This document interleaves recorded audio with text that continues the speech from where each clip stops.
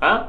Oh, hey, how's it going, my beardless brethren? I just got out of the shower, and it was arm day at the gym, and so I am very tired, and this is hurting my arm.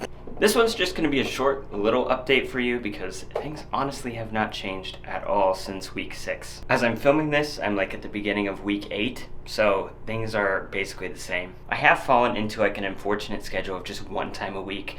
Oop. I have fallen into a schedule of just like one time per day, which is not ideal, but what can you do? I'm also continuing to use Nivea Soft, which has been working wonders for my skin.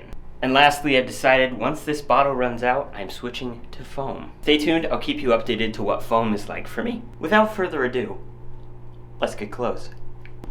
You were disgusting, Ryan.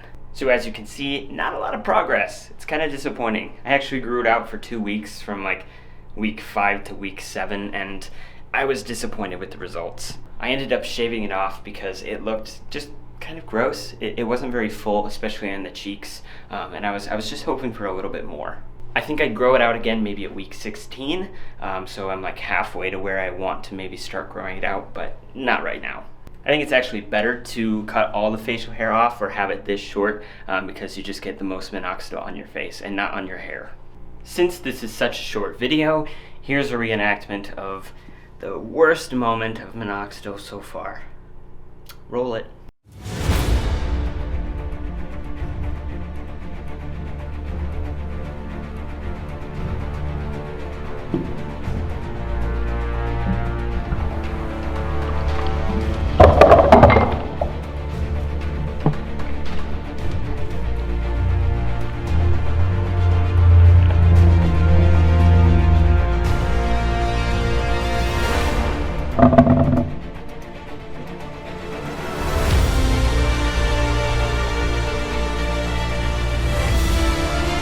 Okay, I didn't kiss the minoxidil, but the rest happened. I dumped a whole bottle into the sink, and I hate myself forever.